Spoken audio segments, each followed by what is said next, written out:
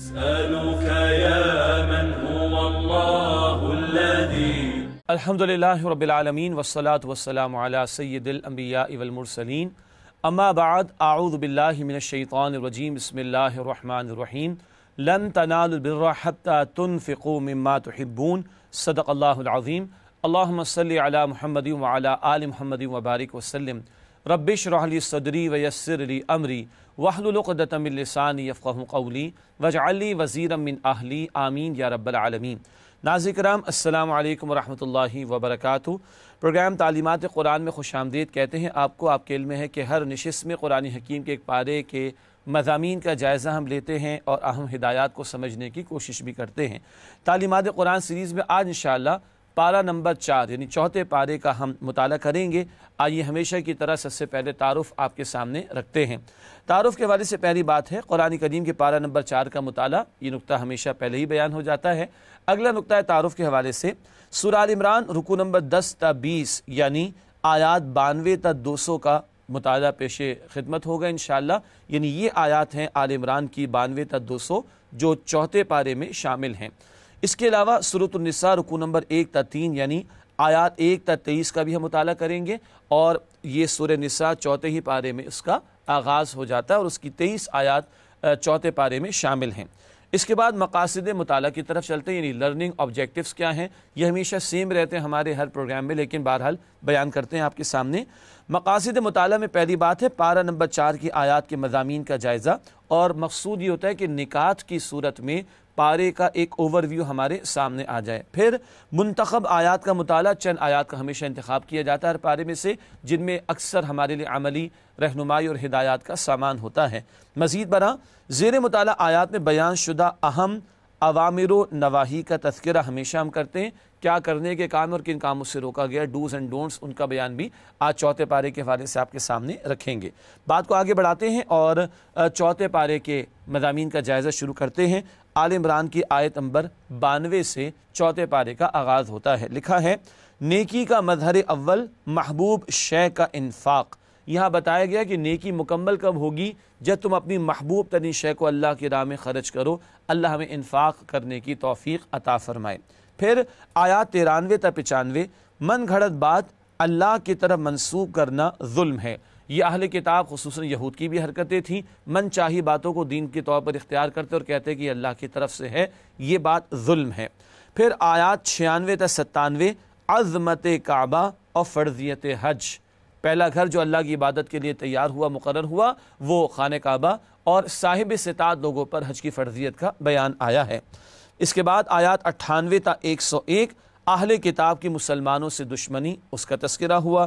پھر آیات 102 تا 104 فوز و فلاح کے لیے سہ نکاتی لا عمل، بڑا جامع مقام ہے، اس پر آگے بھی ہم بات کریں گے۔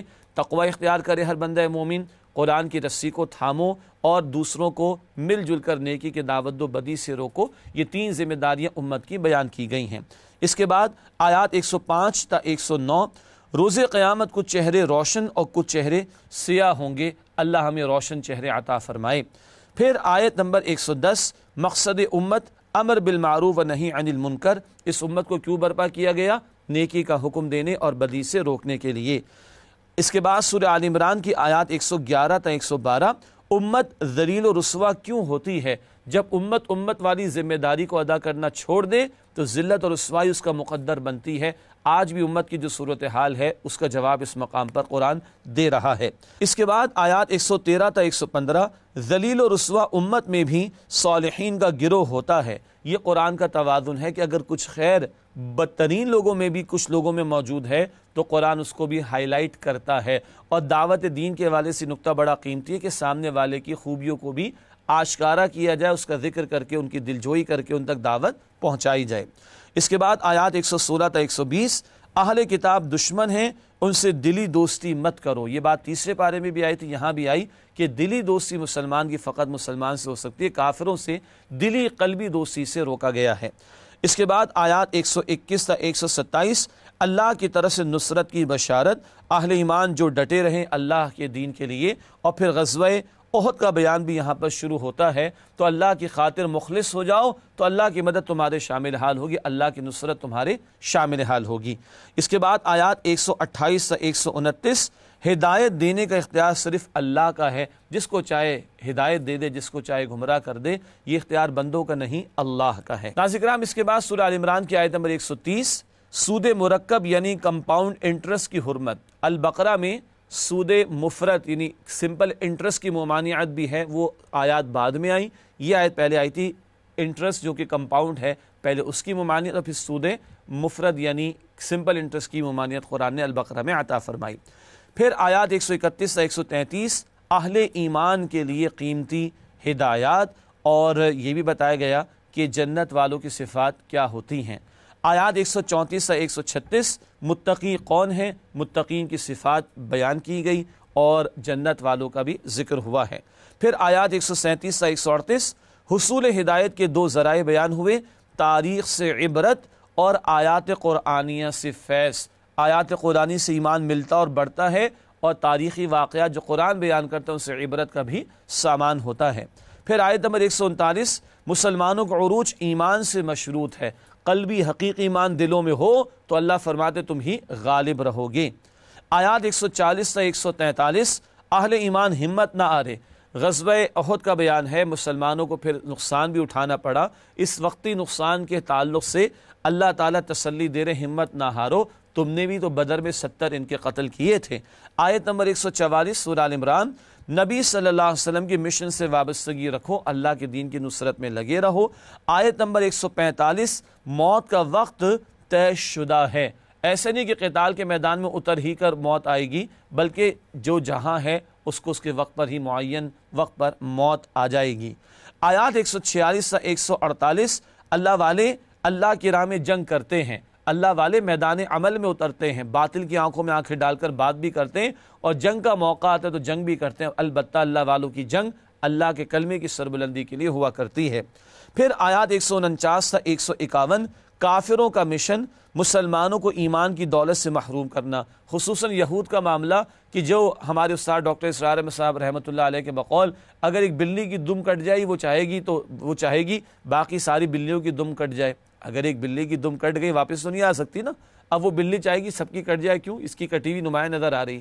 تو یہود تو ایمان سے دور ہو گئے، اب چاہتے مسلمانوں کو بھی ایمان سے دور کر دیں معاذ اللہ۔ اس کے بعد آیت نمبر 152 نظم کی خلاف ورزی فتح شکست میں بدل گئی۔ غزوہ احد کا بیان، ایک خاص مقام پر کچھ ساتھیوں کو نبی علیہ السلام نے متعین کیا اور وہاں سے ہٹنے سے منع فرمایا، ایک خطا ہوئی اور پھر 70 مسلمان شہید ہوئے۔ نظم ڈسپلن کی خلاف ورزی ہوئی، مقامی ایک امیر جن کو اللہ کے رسول علیہ السلام نے مقرر کیا تھا، جب ان کی بات نہیں مانی گئی تو پھر یہ خلاف ورزی کے نتیجے میں ایک بڑا نقصان اٹھانا پڑا۔ اس کے بعد آیت نمبر 153 مشکلات پر مشکلات کی حکمت تاکہ تم اور کندن بن سکو، مشکلیں اتنی پڑی مجھ پہ کہ آساں ہو گئیں، مصائب سے گزار کر تربیت کرائی جا رہی ہے۔ آیت نمبر 154 موت کا وقت ہی نہیں جگہ بھی طے ہے، قرآن کہتا ہے جہاں کہیں بھی تم ہوگے موت تمہیں آ لے گی۔ پھر آیت نمبر 155 بزدلی گناہوں کی وجہ سے پیدا ہوتی ہے، یہ گناہوں کی نحوست ہے جو آدمی کو بزدل بنا دیتی ہے، گناہ ایمان کو کم یا ختم کر دیتا ہے، اور جب ایمان دل میں نہیں تو بندہ پھر باطل کے مقابلے میں واقعتاً کھڑا نہیں ہو سکتا۔ اس کے بعد آیات 156 تا 158 اللہ کے راستے کی موت دنیا و ما فیہا سے بہتر ہے، جو اللہ کی راہ میں قتل یعنی شہید ہو گیا اس کو تو قرآن کہتا ہے حیات جاودہ عطا ہوتی ہے۔ آیت نمبر 159 ہے امیر جماعت کے لیے ہدایت، خطاب اللہ کے رسول علیہ السلام سے ہے، مگر ہر دور کے اہل ایمان کے جو ذمہ داران ہیں ان کو ہدایت دی جا رہی ہے، لنت لہم، نرمی کا معاملہ کرنا اور لوگوں سے درگزر کرنا، ساتھیوں کو مشورے میں شامل کرنا تاکہ سینس آف پارٹیسپیشن ان کے اندر ڈیولپ ہو۔ پھر آیت نمبر 160 فیصلہ کن شے اللہ کی مدد ہے، اگر اللہ تمہاری مدد فرمائے کوئی تم پر غالب نہیں آ سکتا، قرآن کہتا ہے اس مقام پر، اور اگر اللہ اپنی مدد کا ہاتھ تم سے ہٹا لے تو پھر بتاؤ اس کے بعد کون تمہاری مدد کرے گا۔ پھر آیات 161 تا 163 نبی صلی اللہ علیہ وسلم کی دیانت داری اور اخلاص مسلم ہے، آپ تو اللہ کے پیغمبر، خطاؤں سے بھی پاک اور سب سے بڑھ کر اللہ کی فرمانبرداری کرنے والے اور اہل ایمان کے ساتھ عمدہ رویہ اختیار کرنے والے، آپ کے اخلاص کا ذکر ہوا۔ پھر آیت نمبر 164، نبی صلی اللہ علیہ وسلم نے صالحین کی جماعت کیسے تیار کی، 4 باتوں کا ذکر آیا، قرآن کی آیات کی تلاوت، قرآن کے ذریعے تزکیہ، قرآن کے احکام کی تعلیم، اور لوگوں کو حکمت اور دانائی کی باتیں جو قرآن نے بیان فرمائی وہ سکھانا۔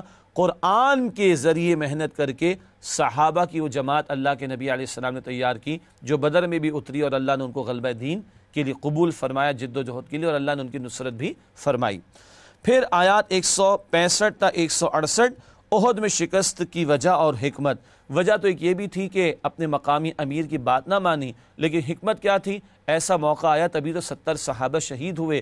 یہ مواقع آتے ہیں تو جام شہادت نوش کرنے کا موقع بھی ملتا ہے۔ پھر آیات 169 تا 171، شہداء کے لیے انعامات، اللہ کی راہ میں قتل یعنی شہید ہو جانے والوں کو ہمیشہ کی زندگی عطا ہوتی ہے، اور اللہ کے ہاں سے انہیں رزق بھی عطا ہوتا ہے، ارشاد ہو رہا ہے اس مقام پر۔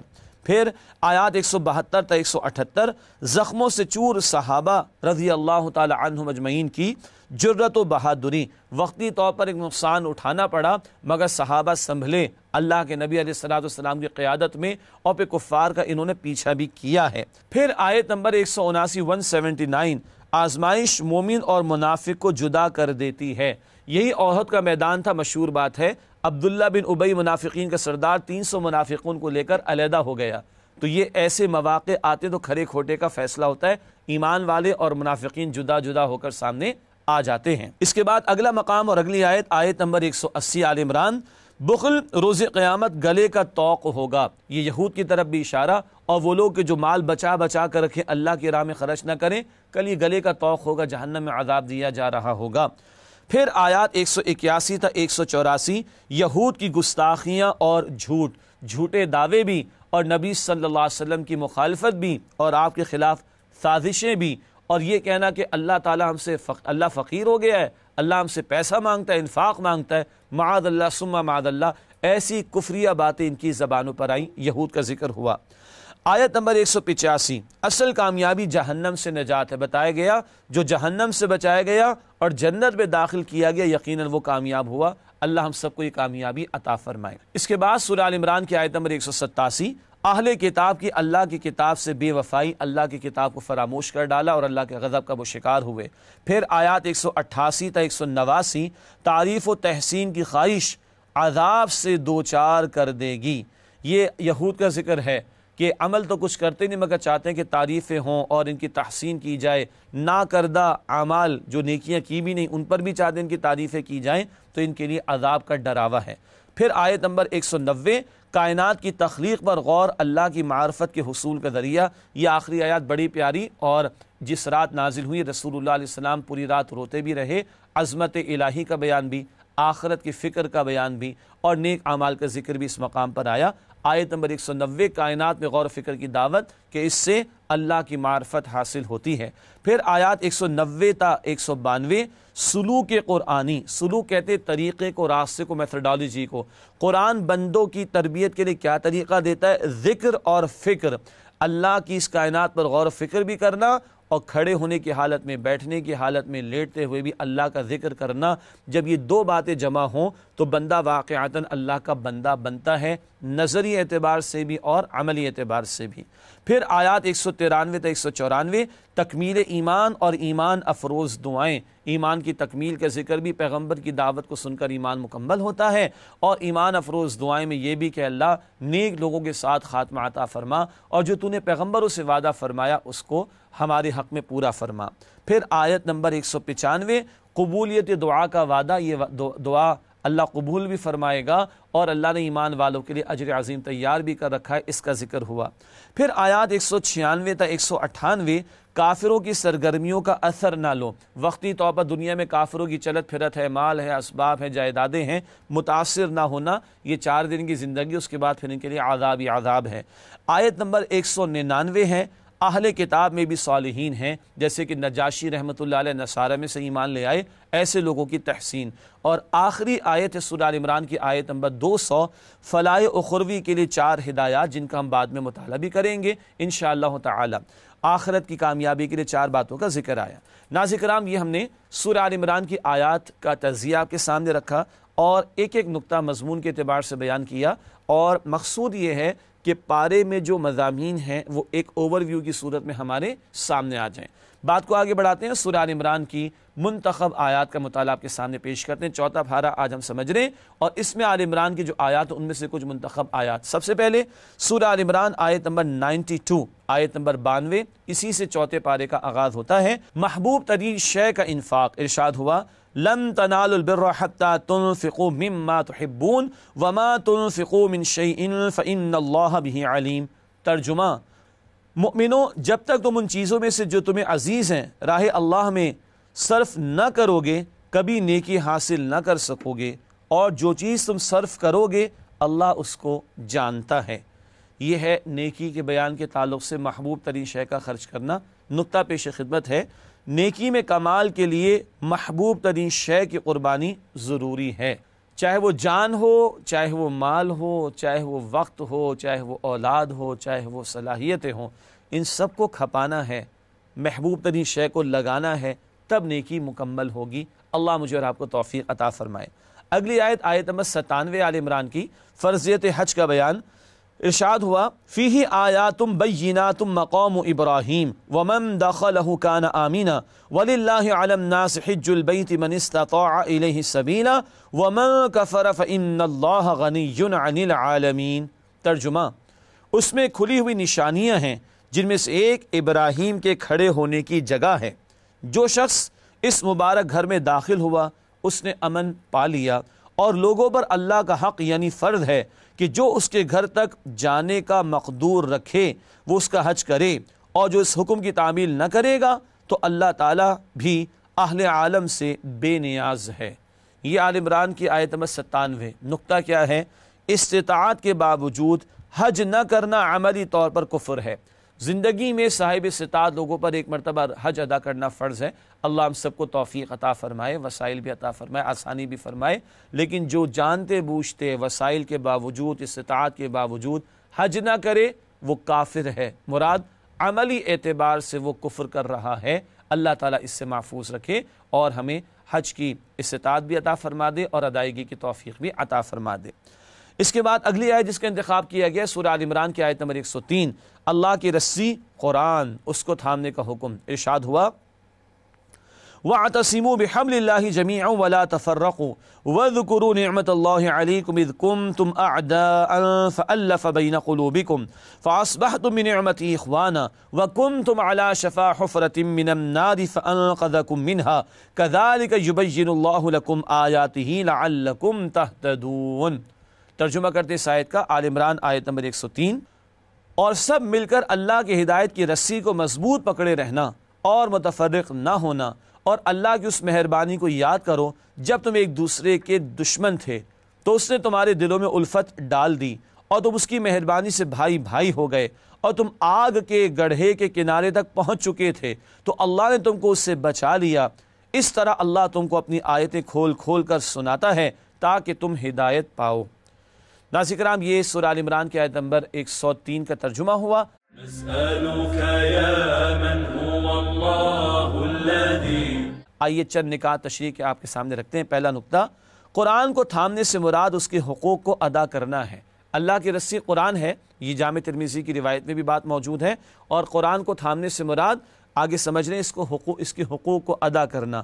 قرآن کے 5 حقوق ہیں۔ ہمارے استاد ڈاکٹر اسرار احمد صاحب رحمۃ اللہ علیہ کا معروف کتابچہ بھی ہے مسلمانوں پر قرآن مجید کے حقوق۔ 5 حقوق انہوں نے بیان فرمائے۔ نمبر 1 ایمان، نمبر 2 تلاوت، نمبر 3 سمجھنا، نمبر 4 عمل کرنا، اور نمبر 5 پھیلانا۔ یہ 5 حقوق ہمیں ادا کرنے، ایمان دل سے بھی، تلاوت باقاعدہ قرآن کو سیکھنے سمجھنے کی کوشش، انفرادی زندگی میں عمل کریں، اجتماعی زندگی میں نافذ کرنے کی جد و جہد کریں، اور 4 دہانگ عالم میں سارے لوگوں تک، انسانوں تک اس کے پیغام کو پہنچانے کی کوشش کریں۔ مزید آگے لکھا ہے قرآن کو تھامنے کی برکات۔ قرآن کو واقعتاً تھام لیا جائے تو پھر کیا ہوتا ہے؟ دشمنیاں ختم ہو جائیں گی، نفرتیں ختم ہو جائیں گی، آگ کے گڑھے سے اللہ تمہیں بچا لے گا، ہدایت تمہیں عطا فرما دے گا۔ یہ ساری برکتیں اس ایک آیت میں اللہ سبحانہ و تعالیٰ نے عطا فرمائی ہیں۔ اس کے بعد اگلی آیت ہے آیت نمبر 110 جس کا انتخاب کیا گیا، امت کی ذمہ داریاں۔ ارشاد ہوا کنتم خیر امت اخرجت للناس تأمرون بالمعروف وتنہون عن المنکر وتؤمنون باللہ وَلَوْ آمَنَ أَهْلُ الْكِتَابِ لَكَانَ خَيْرًا لَهُمْ مِنْهُمُ الْمُؤْمِنُونَ وَأَكْثَرُهُمُ الْفَاسِقُونَ۔ ترجمہ، مؤمنوں، جتنی امتیں یعنی قومیں لوگوں میں پیدا ہوئیں، تم ان سب سے بہتر ہو کہ نیک کام کرنے کو کہتے ہو اور برے کاموں سے منع کرتے ہو اور اللہ پر ایمان رکھتے ہو، اور اگر اہل کتاب بھی ایمان لے آتے تو ان کے لیے بہت اچھا ہوتا۔ ان میں ایمان لانے والے بھی ہیں لیکن تھوڑے، اور اکثر نافرمان ہیں۔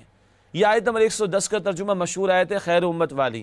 ہم خیر امت سمجھتے تو ہیں اپنے آپ کو، مگر قرآن خیر امت کی ذمہ داریوں کو بھی بیان فرماتا ہے۔ چنانچہ آگے ہم نے لکھا ہے، خیر امت ہونے کے لیے ذمہ داریوں کی ادائیگی لازم ہے۔ نیکی کا حکم دینا، بدی سے روکنا، یہ ہے اس امت کی ذمہ داری۔ پہلے یہ رسولوں کی ذمہ داری تھی، اب یہ آخری امت کی ذمہ داری ہے۔ آگے مزید لکھا ہے، آج ذلت اور رسوائی کی بنیادی وجہ ذمہ داریوں کی عدم ادائیگی ہے۔ یہ نیک عمل کرنے کی دعوت دینا، خیر کی دعوت دینا اور امر بالمعروف کرنا، نہی عن المنکر کے فریضے کو انجام دینا، آج جب امت نے اس فریضے کو ترک کیا تو جو امت کی صورتحال ہے، آج کشمیر اور فلسطین اور افغانستان اور عراق، پہلے چیچنیا اور بوسنیا اور پھر اب برما اور نہ جانے دنیا کے کونوں میں کہاں کہاں جو ظلم و ستم مسلمانوں پر ہو رہا ہے، جو خون ہمارا پانی سے زیادہ سستا ہو گیا اور بہایا جا رہا ہے، یہ خیر امت کے ساتھ ہوتا ہے۔ آج اس ذلت کی بنیادی وجہ قرآن بتا رہا ہے کیا ہے، یہ تم نے فریضہ چھوڑ دیا امر بالمعروف اور نہی عن المنکر۔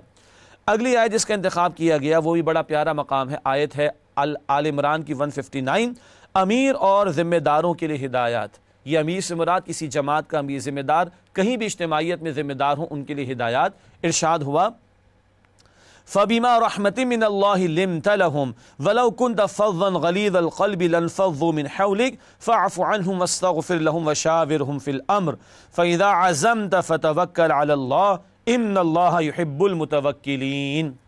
ترجمہ کرتے ناظرین کرام، اس آیت کا ارشاد ہوا، اے نبی صلی اللہ علیہ وسلم، اللہ کی مہربانی سے آپ کی افتاد مزاج ان لوگوں کے لیے نر واقع ہوئی ہیں، اور اگر آپ بدخو اور سخت دل ہوتے تو یہ آپ کے پاس سے بھاگ کھڑے ہوتے، تو ان کو معاف کر دیجئے اور ان کے لیے اللہ سے مغفرت مانگیے اور اپنے کاموں میں ان سے مشورہ کیجئے، اور جب کسی کام کا عزم مصمم کر لیں تو اللہ پر بھروسہ رکھیں، بے شک اللہ بھروسہ رکھنے والوں کو دوست رکھتا ہے۔ ناظرین کرام، یہ ترجمہ سورہ آل عمران آیت نمبر 159 کا۔ بہت قیمتی ہدایات۔ غزوہ بدر بھی پس منظر میں ہے، مگر عمومی اعتبار سے آپ کے سامنے بات کو رکھتے ہیں۔ پہلی بات، نرمی، شفقت اور دعا کا اہتمام۔ کیوں؟ یہ سب لوگ والنٹیئرز ہیں، یہ پیڈ لوگ نہیں ہیں، اور جو والنٹیئرز ہوں جماعتوں کے اندر، دینی جماعتوں کے اندر، ان کو تو جوڑے رکھنے کی ضرورت ہے، اس کے لیے نرمی بھی، شفقت بھی، اور ان کے لیے دعا کا اہتمام بھی۔ اگلی بات، مشورے میں شریک کرنا۔ کیوں؟ تاکہ لوگوں کا احساس ہو کہ ہماری بھی کوئی حیثیت ہے اور ہمیں بھی ویٹیج دی جاتی ہے، ہم سے بھی پوچھا جاتا ہے، ہم سے بھی معلوم کیا جاتا ہے، ایک سینس آف پارٹیسپیشن لوگوں میں ڈیولپ ہوگا۔ البتہ امیر مشورہ لے گا، لوگ مشورہ دیں گے، مگر فیصلہ امیر نے کرنا ہے۔ اس کے تعلق سے بتایا اللہ پر توکل۔ جب مشورے کے بعد ایک رائے قائم کر لی امیر نے، تو اب اللہ کا نام لے کر اس پر عمل درآمد کر ڈالے۔ یہ جماعتی زندگی کے لیے بڑی قیمتی ہدایات ہیں جو اس مقام پر عطا کی گئی ہیں۔ اگلی آیت ہے سورہ آل عمران آیت نمبر 160۔ ارشاد ہوا، اللہ کی مدد کے تعلق سے بات آ رہی ہے، إِن يَنصُرْكُمُ اللَّهُ فَلَا غَالِبَ لَكُمْ وَإِن يَخْذُلْكُمْ فَمَنْ ذَا الَّذِي يَنصُرُكُمْ مِنْ بَعْدِهِ وَعَلَى اللَّهِ فَلْيَتَوَكَّلِ الْمُؤْمِنُونَ۔ ترجمہ، اور اگر اللہ تمہارا مددگار ہے تو تم پر کوئی غالب نہیں آ سکتا، اور اگر وہ تمہیں چھوڑ دیں تو پھر کون ہے کہ تمہاری مدد کرے، اور مؤمنوں کو چاہیے کہ اللہ ہی پر بھروسہ رکھیں۔ ناظرین کرام، اللہ کی نصرت کے حصول کا طریقہ بتایا جا رہا ہے۔ اس حوالے سے نقطہ پیش خدمت ہے، اللہ کی مدد کے حصول کا ذریعہ اس کے دین کی نصرت کرنا ہے۔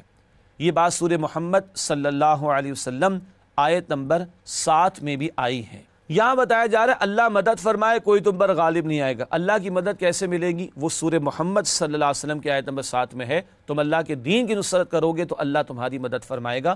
یہ آج ہمارے مسائل کا حل بھی ہے۔ اس کے بعد آخری جس آیت کا انتخاب کیا گیا ہے وہ آل عمران کی آخری ہی آیت ہے، آیت نمبر 200۔ جامع ہدایات، 4 ہدایات اس مقام پر عطا ہوئیں۔ یا ایھا الذین آمنوا اصبروا وصابروا ورابطوا واتقوا اللہ لعلکم تفلحون۔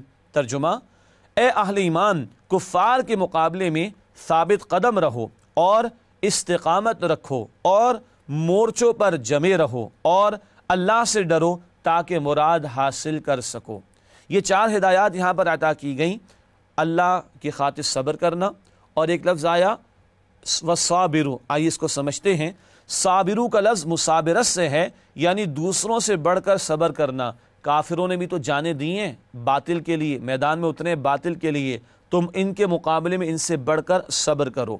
ایک اور بات آئی وَرَابِطُ، اس کا ایک ترجمہ ہے مورچوں پر جمے رہنا، اسلامی سرحدوں کی حفاظت کرنا، اور ایک ہے رابطہ رکھنا، یعنی آگے ہم نے لکھا ہے جمے رہنا۔ جمے رہنے سے مراد نظم کی پابندی ہے۔ غزوہ احد میں نظم میں خلاف ورزی کا معاملہ ہوا تو بڑا نقصان ہوا، تو جمے رہنے، جڑے رہنے اور نظم کی پابندی کرنے کا حکم دیا گیا۔ اور آخری ہدایت واتقوا اللہ، اللہ کا تقوی اختیار کرو۔ یہ ہیں 4 ہدایات اہل ایمان کے لیے، بہت جامع ہدایات جو سورہ آل عمران کے آخر میں عطا کی گئی۔ ناظرین کرام، حسب معمول ایک وقفہ لیتے ہیں اور اس کے بعد انشاءاللہ مزید باتیں آپ کے سامنے رکھیں گے۔ امید آپ ہمارے ساتھ رہیں گے۔ السلام علیکم ورحمۃ اللہ وبرکاتہ۔ نسألك يا من هو الله الذي السلام علیکم ورحمۃ اللہ وبرکاتہ۔ ناظرین کرام، پروگرام میں آپ کو خوش آمدید کہتے ہیں۔ آج ہم تعلیمات قرآن کے اس پروگرام میں 4 پارے کے مضامین کا مطالعہ کر رہے ہیں۔ اس سے پہلے کہ اگلی سورۃ النساء کا ہم آغاز کریں، آپ کے سامنے رکھنا چاہیں گے ربط سورت۔ آل عمران کی تکمیل ہوئی، سورہ نساء کا آغاز ہوا چاہتا ہے، ان دونوں صورتوں میں کیا ربط ہے، 2-3 مختصر باتیں آپ کے سامنے رکھتے ہیں۔ سب سے پہلی بات ربط صورت کے حوالے سے، سورہ آل عمران میں نئی امت کی تنظیم اور اتحاد کی ہدایات دی گئی تھیں۔ نبی اکرم صلی اللہ علیہ وسلم کی امت کو امت مسلمہ قرار دیا گیا، اور اس امت کی تنظیم اور اتحاد کے لیے ہدایات سورہ آل عمران میں ہمارے سامنے آئیں۔ سورۃ النساء میں امت مسلمہ کے لیے خاندان سے لے کر ریاستی اداروں تک سے متعلق ہدایات عطا کی گئی ہیں۔ فرد کے لیے تو ہدایات بار بار قرآن میں آئیں، اس صورت میں خاندان کے لیے، اور خاندان سے آگے بڑھتے چلے جائیں معاشرہ اور پھر ریاست، اس سطح تک کے انسٹیٹیوشنز کے لیے ہدایات عطا کی گئی ہیں۔ تو آل عمران میں امت کی تشکیل کا معاملہ، اور اب امت کے لیے بڑی جامع ہدایات سورۃ النساء میں۔ مزید بنا کے لکھا ہے سورہ آل عمران میں غزوہ احد میں منافقین کے میدان قتال سے فرار کا ذکر تھا۔ 300 منافقین کو لے کر عبداللہ بن ابی علیحدہ ہو گیا تھا، اس کی طرف کچھ اشارے آل عمران میں آتے ہیں، جبکہ سورۃ النساء میں منافقین کے کردار اور صفات کا تفصیل سے بیان ہے۔ 2 ٹوک انداز میں نفاق کے موضوع پر گفتگو کی گئی، اور منافقین کی کمزوریوں اور ان کی صفات کا تفصیل سے سورۃ النساء میں تذکرہ ہمارے سامنے آتا ہے۔ ناظرین کرام، یہ تو ربط صورت کا بیان ہوا، آل عمران کی تکمیل ہوئی، نساء کا آغاز ہوا چاہتا ہے، تو ان دونوں صورتوں کا ربط مضامین کے اعتبار سے آپ کے سامنے رکھا گیا۔ اس سے پہلے کہ سورۃ النساء کی آیات کے حوالے سے ہم تجزیہ کریں، سورہ نساء کے مضامین کا ایک جائزہ آپ کے سامنے رکھنا چاہیں گے، اور آیات کے بڑے گروپس کی صورت میں یہ مضامین کا تجزیہ ایک اوور ویو کے طور پر آپ کے سامنے رکھیں گے۔ سورہ نساء کے مضامین کے جائزے کے حوالے سے سب سے پہلے آیات 1 تا 43، ابتدائی جو 43 آیات ہیں، اسلام کی معاشرتی ہدایات جن کا ہدف ہے معاشرے کے ہر فرد کے مال، جان اور آبرو کا احترام اور تحفظ۔ معاشرتی ہدایات عطا کی گئیں، عورتوں کے لیے، یتیموں کے لیے اور وارثوں کے لیے حقوق بیان کیے گئے، اور دیگر امور جو معاشرتی زندگی سے متعلق ہیں ان کے بارے میں بڑی اہم ہدایات اس مقام پر عطا کی گئیں۔ پھر آیات 44 تا 57 یہود کے جرائم کا بیان۔ آگے نفاق کے حوالے سے گفتگو آئے گی، لیکن یہود کا بھی تذکرہ اور ان کے جرائم کا ذکر بھی مختصراً سورہ نساء میں کیا گیا ہے۔ پھر ایک طویل سلسلہ کلام ہے، آیات 58 تا 149، اہل ایمان سے خطاب، منافقین کی 3 کمزوریوں کی مذمت۔ اہل ایمان کے لیے بھی ہدایات ہیں، اور منافقین کیونکہ کلمہ گو تھے تو ان سے بھی خطاب کا انداز یا ایھا الذین آمنوا ہوا کرتا ہے، لیکن خطاب کا انداز بتا دیا کرتا ہے کہ کب مخلص ایمان والوں کا ذکر ہے اور کب منافقین کا تذکرہ ہو رہا ہے۔ منافقین کی 3 کمزوریوں کی مذمت بار بار کی گئی سورۃ النساء کی آیات میں۔ پہلی بات، اطاعت رسول صلی اللہ علیہ وسلم سے گریز، فرار اختیار کرتے تھے رسول اللہ علیہ السلام کی اطاعت سے۔ آج ہمارے دور میں بھی منکرین سنت اور منکرین حدیث کے بھی معاملات کچھ اسی طرح کے ہیں۔ اگلا نقطہ نمبر 2، ہجرت سے پہلو تہی، اللہ کی راہ میں گھر بار کو چھوڑنا، اس کے دین کی خاطر اپنے بیوی بچوں یا گھر بار کو چھوڑنا، اس کے لیے ہجرت کرنا ہے، لیکن منافقین پر یہ ہجرت کرنا بہت ہی بھاری تھا۔ اور تیسری بات، اللہ کی راہ میں جنگ سے فرار، قتال کا سن کر ہی ان کے ہوش اڑ جایا کرتے تھے، حالانکہ قتال کے میدان سے فرار اختیار کر کے بندہ موت سے بچ تو نہیں سکتا، مگر منافقین قتال فی سبیل اللہ سے جی چراتے، اس کمزوری کا بھی ذکر کیا گیا ہے۔ اور آخر میں آیات 150 سے 176 اہل کتاب کے جرائم اور اہل ایمان کے لیے ہدایات۔ تو ان آیات میں اہل کتاب کے جرائم کا تذکرہ بھی ہوا ہے اور اہل ایمان کے لیے بھی بڑی قیمتی ہدایات معاشرتی سطح پر اور دیگر حوالوں سے بھی عطا کی گئیں۔ ناظرین کرام، یہ ایک اوور ویو ہے سورۃ النساء کے مضامین کے جائزے کے اعتبار سے۔ اب آئیے بات کو آگے بڑھاتے ہیں اور آیات کا تجزیہ کرتے ہوئے اس پارے کے مضامین کو بھی سمجھتے ہیں اور سورۃ النساء کے بھی مضامین کا مزید جائزہ آپ کے سامنے رکھتے ہیں۔ سب سے پہلے سورۃ النساء آیت نمبر 1، مساوات انسانی کی بنیادیں۔ سب کا پیدا کرنے والا ایک اللہ اور سب کے اولین والدین آدم و حوا علیہ السلام اس ناطے سب برابر ہیں۔ آیات 2 تا 10، خواتین اور یتیموں کے حقوق، عورتوں کو مہر بھی دیا جائے، وراثت میں حصہ بھی دیا جائے، یتیموں کا مال ہڑپ نہ کیا جائے، ان کے ساتھ حسن سلوک کیا جائے، یہ بڑے قیمتی حقوق خواتین اور یتیموں کے حوالے سے بیان ہوئے آیات 2 تا 10 میں۔ آیات 11 تا 12، احکامات وراثت، زوجین کا کیا حصہ ہوگا، والدین کا کیا حصہ ہوگا، اولاد کا کیا حصہ ہوگا، بہن بھائیوں کا کیا حصہ ہوگا، یہ حصے اللہ تعالیٰ نے مقرر فرمائے۔ سورہ نساء کی آیت نمبر 11 اور 12 میں اس کا ذکر ہے۔ پھر آیات 13 تا 14، حدود اللہ کی اہمیت، اور نوٹ کیجئے گا وراثت کے احکامات کو حدود قرار دیا گیا، اور جو ان کی پاسداری کرے اس کے لیے جنت ہے، اور جو ان کی خلاف ورزی کرے ان کے لیے جہنم کا عذاب ہے۔ اللہ ہم سب کی حفاظت فرمائے جہنم کے عذاب سے۔ پھر آیات 15 تا 16، بدکاری کی سزا۔ زنا کے حوالے سے اولین ایک حکم آیا اور بعد میں سورہ نور میں آخری حتمی حکم اللہ تعالیٰ نے عطا فرمایا ہے۔ البتہ بدکاری کے تعلق سے کچھ سزا، اس کا ذکر آیات 15 سے 16 میں آیا۔ پھر آیات 17 تا 18، توبہ کا بیان۔ کن کی توبہ قبول ہوتی ہے؟ جو فوری توبہ کر لیں گناہ ہو جانے کے بعد، اور جو مرتے دم تک گناہ کرتے رہیں اور جب موت آئے تب توبہ کرے ان کی توبہ قبول نہیں ہوتی۔ یہ تفصیلات اس موقع پر عطا ہوئیں۔ پھر آیات 19 تا 21، خواتین کے حقوق، عورتوں کے ساتھ حسن سلوک کرنے کی ترغیب، اور اگر ایک ادا شوہر کو بیوی کی پسند نہ آئے تو دوسری ادا تلاش کرے، اللہ اس میں خیر پیدا فرما دے گا۔ ایسے حقوق اللہ تعالیٰ نے اس مقام پر عورتوں کے تعلق سے بیان فرمائے۔ پھر چوتھے پارے کے آخر میں آیات 22 تا 25، کن خواتین سے نکاح حرام ہے، وہ محرمات کی لسٹ عطا کی گئی، کن عورتوں سے نکاح نہیں کیا جا سکتا۔ اس چوتھے پارے کے اختتام پر یہ تفصیلات عطا کی گئیں۔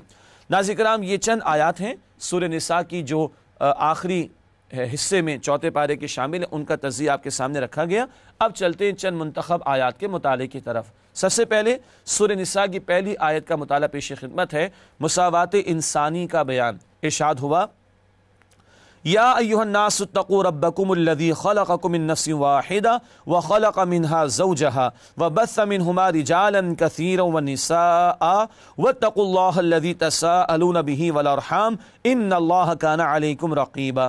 سورہ نساء کی پہلی آیت ہے، ترجمہ کرتے ہیں۔ ارشاد ہوا، لوگوں اپنے پروردگار سے ڈرو جس نے تم کو ایک شخص سے پیدا کیا اور اس سے اس کا جوڑا بنایا، پھر ان دونوں سے کثرت سے مرد و عورت پیدا کر کے روئے زمین پر پھیلا دیے، اور اللہ سے جس کا نام لے کر تم سوال کرتے ہو ڈرو، اور رحمی رشتوں کا خیال رکھو، کچھ شک نہیں کہ اللہ تمہیں دیکھ رہا ہے۔ ناظرین کرام، یہ سورہ نساء کی پہلی آیت کا ترجمہ ہے۔ بہت قیمتی مقام، تین باتیں پیش کریں گے۔ سب کا خالق ایک اللہ، سب کے والدین آدم و حوا علیہ السلام اس ناطے سب برابر ہیں، گورے کو کالے پر، کالے کو گورے پر کوئی فضیلت نہیں، جیسے کہ حجۃ الوداع کا خطبہ بھی ہے۔ ناظرین کرام، پروگرام کے آخر میں ایک فرمان نبوی صلی اللہ علیہ وآلہ وسلم پیش خدمت ہے، جس نے قرآن کریم کی طرف دعوت دی اسے سیدھے راستے کی ہدایت عطا کر دی گئی۔ جامع ترمذی کی روایت ہے۔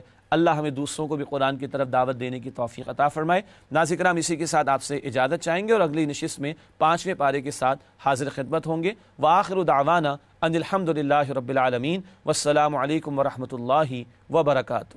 نسألك يا من هو